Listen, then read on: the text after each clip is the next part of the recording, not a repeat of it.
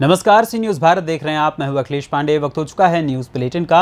इस बुलेटिन में खबर झांसी से है, जहां सकल जैन समाज ने मौन जुलूस निकालकर डिप्टी कलेक्टर को सौंपा ज्ञापन। आगे खबर कैमूर से है, जहां मात्र 15,000 रुपए दहेज के लिए की गई विवाहिता की हत्या। और भी तमाम खबरों पर आइए विस्तार से करते हैं चर्चा।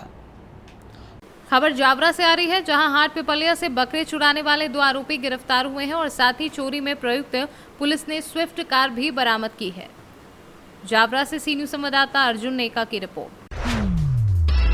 गुरसराय में प्रमुख चौराहे मौन जुलूस निकालकर कर्नाटक के बेलगाम के पास हिरखेड़ी में हुई जैन आचार्य श्री राम कुमार नंदी के अपहरण और नृशंस हत्या के परिणाम स्वरूप सकल जैन समाज आक्रोशित है। राज्यपाल, मुख्यमंत्री, प्रधानमंत्री, राष्ट्रपति, कर्नाटक मुख्यमंत्री सिद्धारमैया के नाम ज्ञापन सौंपते हुए मांग की है कि घटना से जुड़े हुए समस्त दोषियों को शीघ्र ही कठोर से कठोर सजा दी जाए, जिससे अन्य अपराधियों को सबक भी मिले। साथ ही समस्त जैन साधुओं और साध्वियों को सुरक्षा प्रदान करने की मांग भी ज्ञापन के माध्यम से की गई है। विरोध प्रदर्शन किस लिए किया जा रहा है? आचार्य श्री काम नंदी महाराज जो कर्नाटक में बेलग्राम में हत्या हुई है, उस विरोध में हम लोगों ने मौन जुलूस निकाला।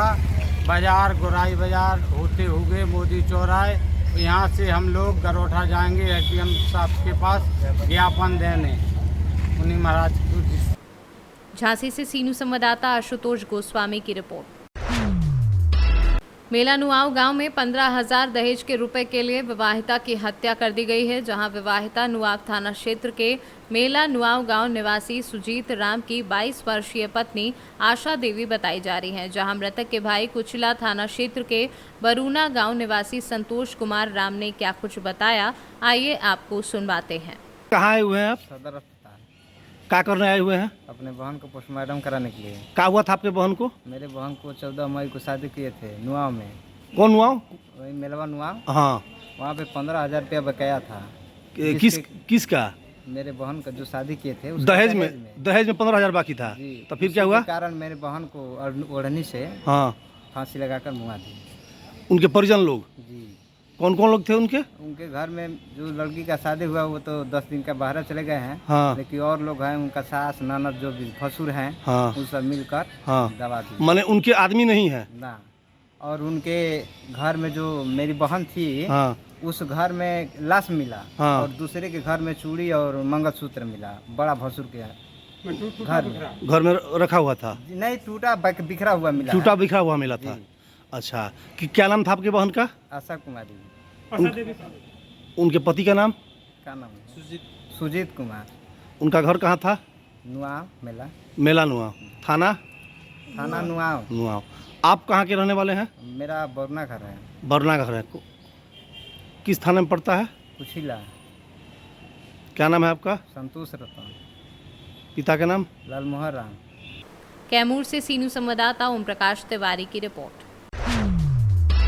जवा थाना प्रभारी गीतांजलि सिंह के नेतृत्व में हुई 13 वाहनों पर चालानी कार्यवाही। पुलिस अधीक्षक रीवा विवेक कुमार सिंह के निर्देशन पर चलाए जा रहे वाहन चेकिंग अभियान का असर पूरे जिले में दिखाई दे रहा है। बता दें कि जवा पुलिस द्वारा थाना क्षेत्र में ताबड़तोड़ वाहन चेकिंग अभियान चलाया जा रहा है, जिसमें 4 पहिया वाहनों पर सीट बेल्ट बांधने व 2 पहिया वाहनों में हेलमेट लगाने पर जवा पुलिस की विशेष नजर रही। वहीं थाना प्रभारी गीतांजलि सिंह के नेतृत्व में 13 वाहनों पर चालानी कार्यवाही हुई और वही कई वाहनों के दस्तावेज भी चेक किए गए। इस चेकिंग अभियान में प्रमुख रूप से उप निरीक्षक बीपी वर्मा, सहायक उप निरीक्षक नंद कुमार सिंह, प्रधान आरक्षक अनंत राम तिवारी व आदि लोग मौजूद रहे, जिनकी भूमिका सराहनीय रही। रीवा से सीनू संवाददाता अर्जुन तिवारी की रिपोर्ट। खबर रीवा जिले से है, जहां बरसात आते ही जमीनी विवाद बढ़ गए हैं। ताज़ा मामला रायपुर करचुलियान तहसील के बेलवा पैकान का है, जहां पीड़ित कोर्ट का स्टे लेकर विगत कई माह से भटक रहा है। हद तो ये हो गई कि बीम पेड़ कटने के समय स्टे लिया गया और आज छत पड़ने की स्थिति है, तब पुलिस की नींद खुली और काम रुकवाया गया है। पीड़ित ने बताया कि लगभग आधा सैकड़ा लोगों का रास्ता बंद कर दिया गया है, जिसके चलते वह परेशान है। तहसील से लेकर वरिष्ठ अधिकारियों तक चक्कर लगा डाला, लेकिन कोई सुनवाई नहीं हुई। आइए आपको दिखाते हैं किस तरह से कोर्ट के स्टे के बावजूद भवन का निर्माण किया जा रहा है और पीड़ित का क्या कहना है। मेरा नाम है, मेरा ग्राम पोस्ट बेलवा पैकान है, तहसील मनगवा है, थाना रायपुर करचुलियान है, जिसमें मेरा रास्ता बाधित हुआ, बंद कर दिया गया है वादीगणों द्वारा। हमने तहसील में स्टे लगाई तो ज़्यादा सुनवाई कुछ नहीं हुई और 4/3/2023 को माननीय न्यायालय द्वारा मुझे स्टे मिला।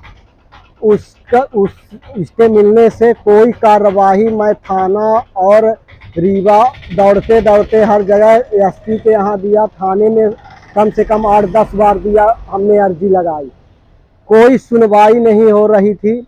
आज कैसा भी करके आज दिनांक 16/7/2023 को आज हाथ जोड़ते हुए माफ़ी मांगते हुए थाना प्रभारी ने आज मेरा सुने। आज शुरू से मतलब 4/3/23 से स्टे लगा है बीम से, आज तक में रोका नहीं गया। बीम से स्टे लगा हुआ आज छत लेवल का हो गया, छत आज पड़ रहा था। फिर आज माननीय थाना प्रभारी से हमने निवेदन किया तो आज उसको पकड़ के लाए हैं। आज बोले कि मैं बंद करवाऊं। रीवा से सी न्यूज़ संवाददाता अर्जुन तिवारी की रिपोर्ट। 3 सूत्री मांग को लेकर स्वच्छता दीदी महिला एवं पुरुष संघ द्वारा बेमेतरा में अनिश्चितकालीन हड़ताल पर है। जिले की 136 स्वच्छता दीदी महिला एवं पुरुष महासंघ का प्रदर्शन तहसील बेमेतरा कार्यालय के सामने किया जा रहा है। तहसील इकाई अध्यक्ष मिथिला साहू ने बताया कि महासंघ के प्रांत व्यापी आंदोलन अंतर्गत कलेक्टर पद पर भुगतान, सभी कर्मचारियों की पीएफ राशि कटाने, प्रत्येक रविवार को अवकाश की मांग मुख्य रूप से शामिल है। नायब तहसीलदार रोशन साहू को महिला सफाई कर्मियों द्वारा मुख्यमंत्री के नाम ज्ञापन सौंपा गया है। 15 तारीख से हड़ताल पे स्वच्छता दीदी बैठे हैं, जिससे शहर की के कचरा भी सफाई नहीं हो पा रही है। इनकी जो मांग है वो जायज़ है। इनकी 3 मांगे हैं कि इनका पीएफ कटना चाहिए, साथ ही इनको कलेक्टर दर पर वेतन मिलना चाहिए और रविवार की अवकाश मिलना चाहिए। तो मैं प्रशासन शासन से निवेदन करूंगी इनकी मांगे पूरी करें और शहर को एक स्वच्छता की ओर मांग लेकर के हड़ताल कर रहे हैं। एक कलेक्टर दर मिलना चाहिए और पीएफ कटना चाहिए और रविवार छुट्टी मिलना चाहिए। तो अभी जैसे मांग पूरा नहीं होगा तो आगे क्या रहेगा? आगे हम लोग और हड़ताल करेंगे। स्वच्छता दीदी जो महिला पुरुष महासंघ के द्वारा अपनी 3 सूत्रीय मांगों को लेकर के उन्होंने ज्ञापन सौंपा है माननीय मुख्यमंत्री जी को, जिसमें मुख्यतः इनका कलेक्टर दर से मानदेय राशि, रविवार को अवकाश और पीएस का पैसा कटने के संबंध में तथा 30 त्यौहार में अवकाश के संबंध में इसमें इन्होंने मांग की है। ये इनका जो ज्ञापन है विधिवत तरीके से माननीय मंत्री जी को पहुँचा दिया जाएगा। बेमेतरा से सी न्यूज़ संवाददाता संजू जैन की रिपोर्ट। चतरा में लूटपाट कर बड़ी घटना को अंजाम देने की फिराक में जुटे अपराधियों के विरुद्ध पुलिस ने बड़ी कार्यवाही की है। एसपी राकेश रंजन को मिली गुप्त सूचना के आधार पर सिमरिया एसडीपीओ अशोक प्रियदर्शी के नेतृत्व में गठित छापेमारी दल की टीम ने लावालौंग थाना क्षेत्र के टुनगुन रतनांग मुख्य पद पर नकली पिस्टल दिखाकर लूटपाट करने की फिराक में जुटे 3 अपराधियों को गिरफ्तार कर लिया है। गिरफ्तार तीनों अपराध कर्मी सदर थाना क्षेत्र के कदले व बरैनी गाँव के रहने वाले हैं। उस मार्ग पर कुछ लड़के हथियार का भय दिखाकर आने जाने वाले राहगीरों के साथ लूटपाट कर रहे हैं। इस संबंध में हमारे पुलिस अधीक्षक महोदय का आदेश प्राप्त हुआ था एवं उनके आदेशानुसार तत्काल एक टीम उस जगह पर घटनास्थल पर भेजी गई थी।